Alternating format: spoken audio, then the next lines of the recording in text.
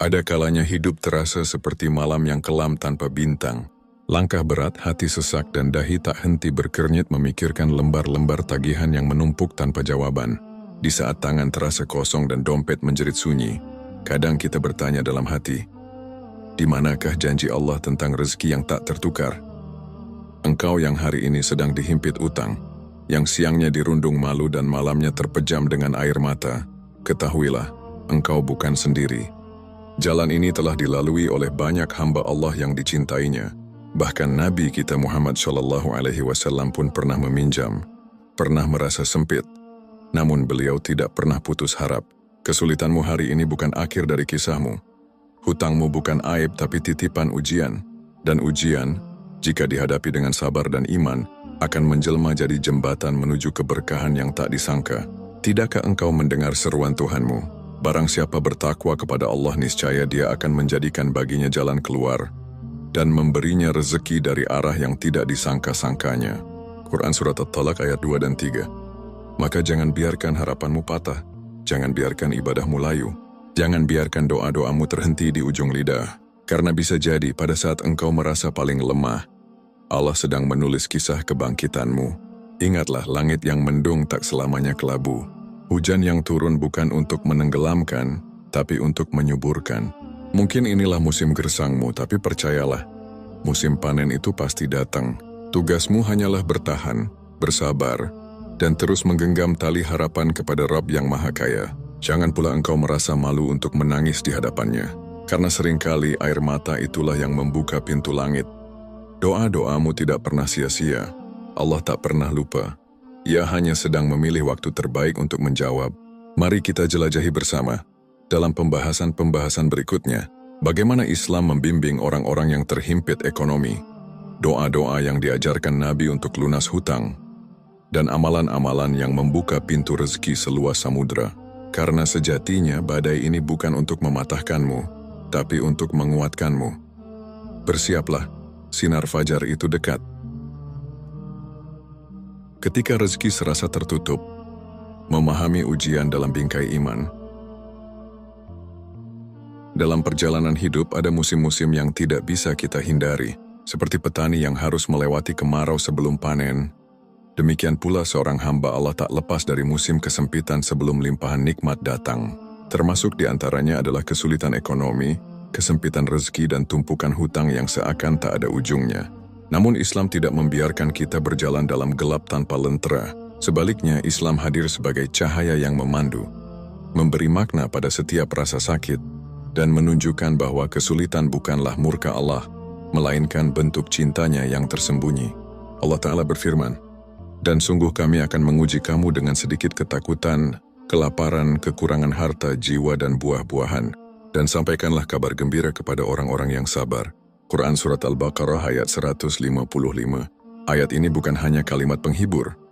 Ia adalah penegas bahwa setiap ujian, termasuk masalah ekonomi, telah Allah ukur dan takar sesuai kemampuan hambanya. Dan setiap ujian pasti membawa hikmah yang jauh lebih besar dari keluhan dan kelamnya hari-hari. Kesulitan bukan hukuman, tapi proses penempaan. Seringkali saat uang tak cukup, bisnis merugi, atau tagihan berdatangan, hati ini goyah. Kita merasa gagal. Kita merasa tak berguna, kita merasa Allah jauh.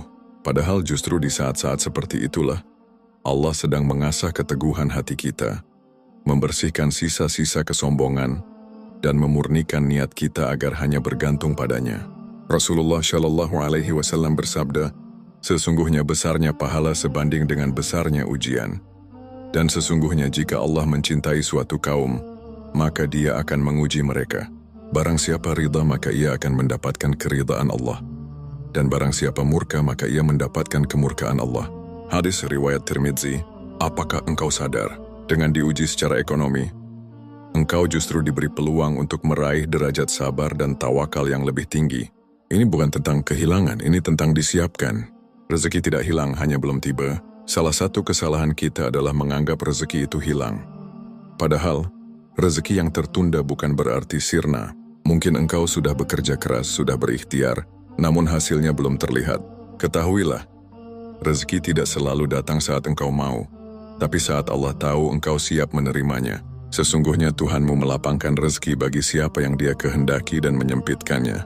Sesungguhnya Dia Maha mengetahui, Maha melihat hamba-hambanya. Quran Surat Al-Isra ayat 30. Allah Maha melihat air mata yang jatuh dalam sepi. Allah Maha mendengar doa-doa yang lirih di tengah malam. Tak ada satu huruf pun yang terucap dari lisanmu kecuali tercatat. Tak ada satu keringat pun yang jatuh tanpa disaksikannya. Dekap kesulitan dengan sabar dan doa. Ketika pintu-pintu dunia terasa tertutup, itu tandanya Allah ingin engkau mengetuk pintunya lebih keras. Disitulah tempat kembali yang tak pernah menolak. Sabar bukan berarti pasrah tanpa usaha. Tapi sabar adalah ketika engkau tetap bergerak, meski langkahmu tertatih sembari tetap berdoa. Ya Allah, cukupkan aku dengan rezekimu yang halal dan berkah. Sabar dan doa adalah dua sayap yang akan membawamu terbang melewati badai. Dan tak ada doa yang sia-sia. Allah mungkin menunda jawabannya, tapi Dia tidak pernah lalai. Justru dalam penantian itulah, hatimu sedang dibersihkan dan dikuatkan. Doa-doa Rasulullah untuk melunasi hutang dan membuka pintu rezeki. Dalam setiap kesulitan, Islam selalu menawarkan jalan keluar, tidak hanya melalui ikhtiar lahir seperti bekerja dan bersedekah, tetapi juga melalui kekuatan batin, doa. Rasulullah Shallallahu Alaihi Wasallam, sang manusia paling mulia, pun pernah berdoa dengan sungguh-sungguh saat menghadapi kesulitan ekonomi dan lilitan hutang. Itu menjadi pelajaran agung bagi kita, bahwa doa bukan sekadar pelengkap tetapi senjata utama seorang mukmin. Doa agar terlepas dari hutang yang berat. Satu hari Rasulullah Shallallahu Alaihi Wasallam melihat sahabatnya Abu Umamah sedang duduk termenung di masjid, bukan pada waktu salat. Beliau bertanya, "Wahai Abu Umamah, mengapa engkau duduk di masjid pada waktu yang bukan untuk salat?" Abu Umamah menjawab, "Kegelisahan dan hutang-hutang yang menimpaku, wahai Rasulullah." Maka Rasulullah bersabda, "Maukah engkau aku ajarkan suatu doa? Jika engkau mengucapkannya, Allah akan menghilangkan kegelisahanmu dan melunasi hutangmu." Abu Umamah menjawab, "Tentu ya Rasulullah." Lalu Rasulullah mengajarkan doa ini, "Allahumma inni a'udzubika minal hammi wal hazani, wa a'udzubika minal ajzi wal kasal, wa a'udzubika minal jubni wal bukhl, wa a'udzubika min ghalabatid daini wa qahrir rijal." Ya Allah, aku berlindung kepadamu dari kegelisahan dan kesedihan. Aku berlindung kepadamu dari kelemahan dan kemalasan. Aku berlindung kepadamu dari sifat pengecut dan kikir. Dan aku berlindung kepadamu dari lilitan hutang dan tekanan manusia. Hadis riwayat Abu Dawud. Abu Umamah pun mengamalkannya setiap pagi dan sore. Tak lama kemudian, sebagaimana pengakuannya sendiri, Allah menghilangkan kegelisahanku dan melunasi hutang-hutangku.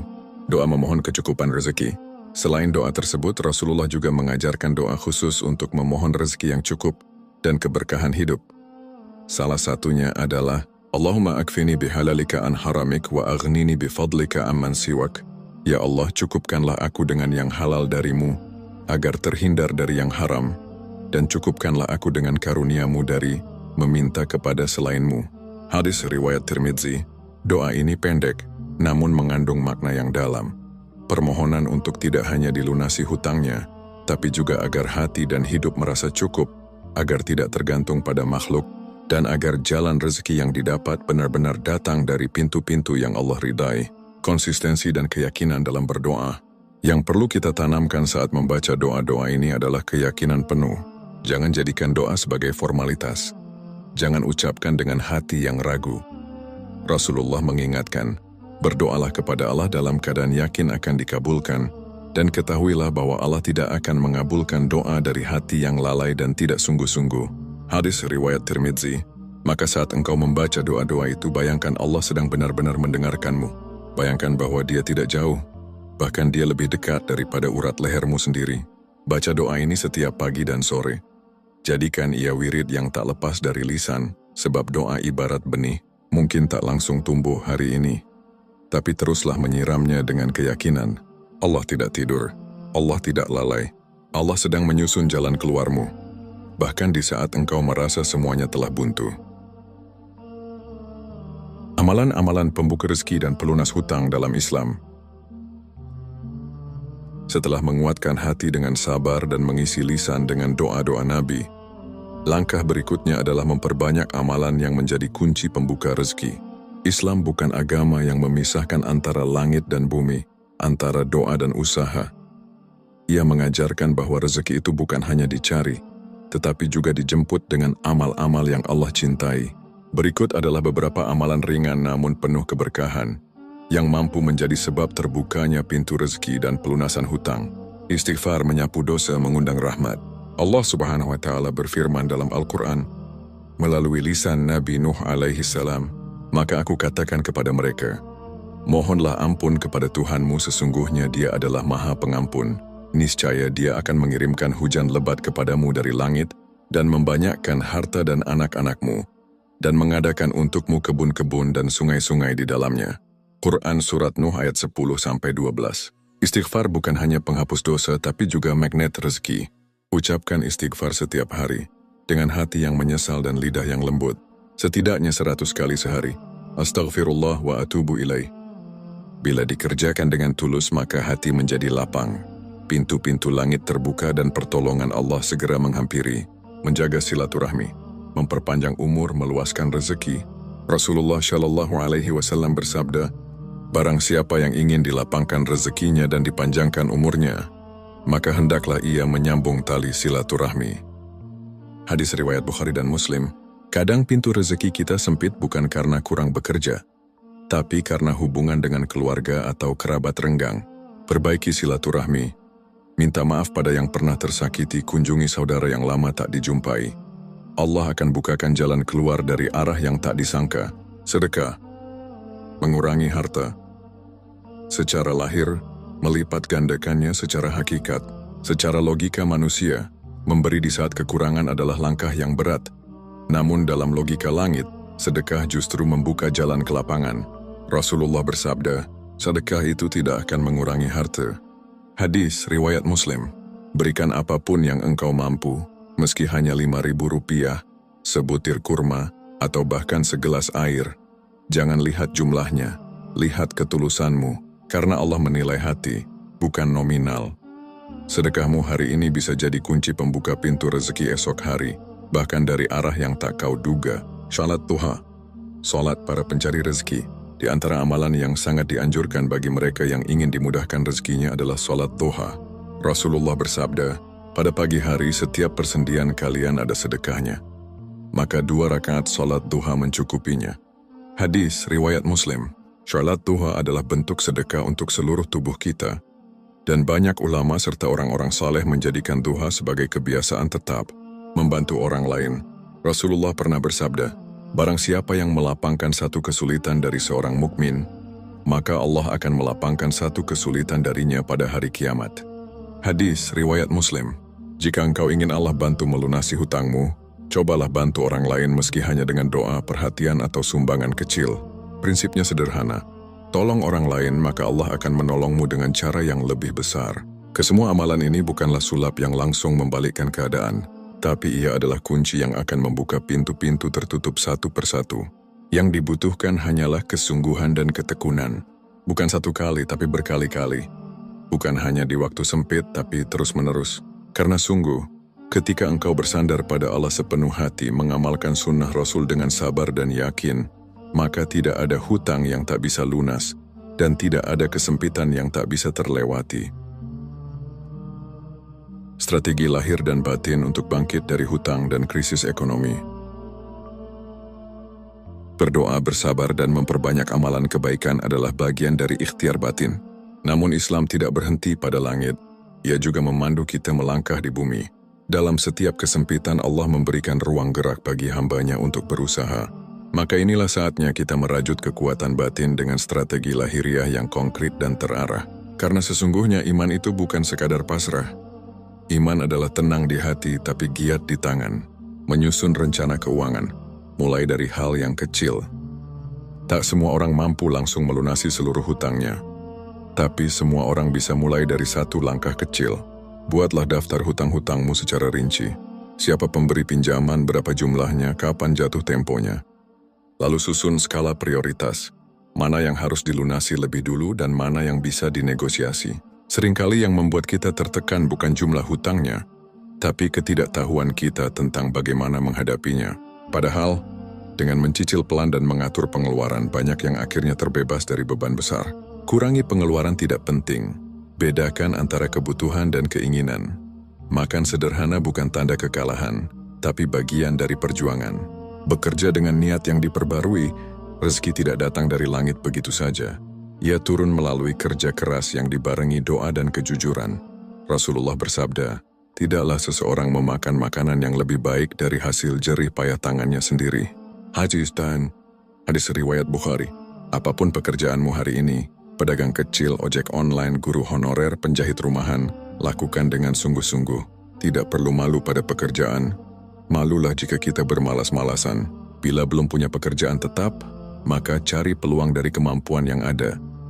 Bisa jadi dari keterampilan memasak, menjahit, menulis, atau sekadar membantu orang lain. Rezeki sering datang bukan dari pekerjaan besar, tapi dari kerja keras yang penuh berkah. Jangan remehkan kekuatan jujur dan amanah. Kejujuran dan amanah adalah modal yang tak tergantikan. Dalam riwayat-riwayat klasik, banyak orang kaya yang jatuh miskin karena hilang kepercayaan. Tapi juga banyak yang miskin menjadi mapan hanya karena satu hal, bisa dipercaya. Jika hari ini engkau berhutang dan belum mampu membayar, sampaikan dengan jujur kepada pemberi hutang. Minta waktu, ajukan cicilan kecil dan tunjukkan kesungguhan. Jangan lari, jangan menghindar. Orang lebih menghargai kejujuran daripada janji palsu. Rasulullah bersabda, penundaan pembayaran hutang oleh orang mampu adalah kezaliman. Hadis riwayat Bukhari dan Muslim. Namun bagi yang belum mampu, jujur dan menunjukkan itikat baik adalah bentuk kemuliaan.